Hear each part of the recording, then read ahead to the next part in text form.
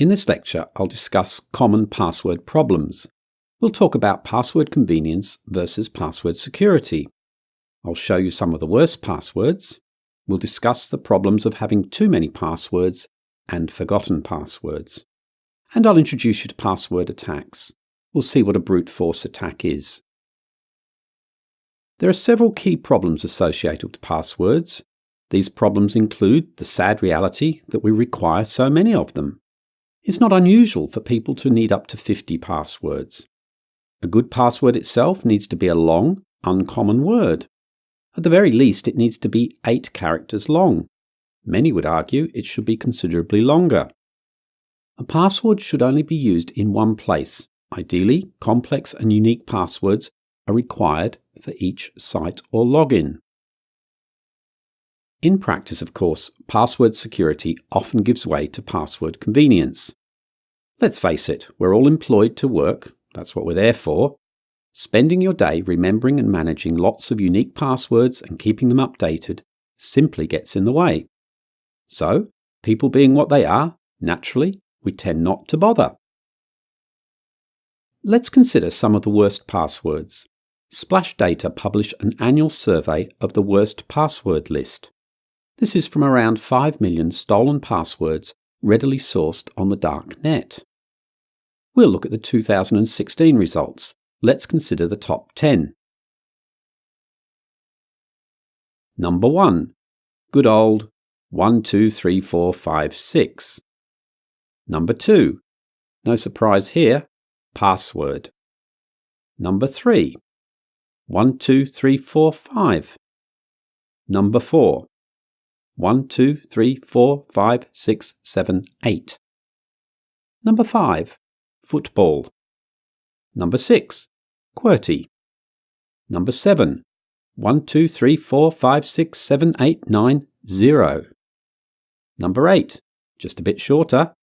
1234567. Number 9.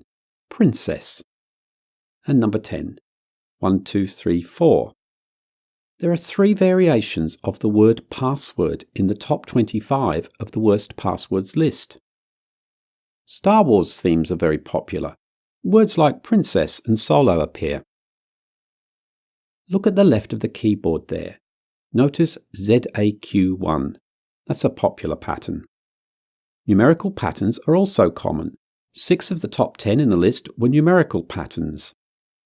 In the stolen password list, over 10% of records had used one of the worst passwords. Nearly 4% of the entire list was the worst password itself, 123456. Are such weak passwords convenient? Sure.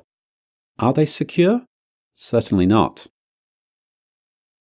So what's it like here in the UK for an average office worker? Well, over a quarter of us have to enter our passwords more than 10 times a day. If you do the math, that's 3,500 to 4,000 times a year. It's no wonder that people get very frustrated. According to Centrify, the average person has 19 passwords and 21 online profiles. 1 in 6 admit to screaming and shouting if a password is forgotten. I'm guilty of this one. 1 in 7 of us moan about our passwords. Some people admit to running off, slamming the door and banging their heads on the desks. 2% say they go to the pub. Yet 1/5 of people claim that they have no problem at all in remembering their passwords. Unfortunately, I'm not one of them. There are several types of common password attacks. Let's consider the main ones. A brute force attack. This is an attack that attempts all possible password combinations, starting with the easiest to guess passwords. A dictionary attack. Here, a program tries a combination of commonly used words. And a keylogger attack. This is where user keystrokes are captured, including login IDs and passwords. The brute force attack on passwords is a popular cracking method. This approach is a hit and try until successful. A brute force attack can take a long time, but it has a high success rate. There are many readily available password cracking tools. For example, there's a popular commercial product, LoftCrack 7, It's a brute force password cracker. The vendor claims it can crack an 8-character alphanumeric Windows 10 password in around 2 hours. Or a popular open source password testing and breaking program, John the Ripper.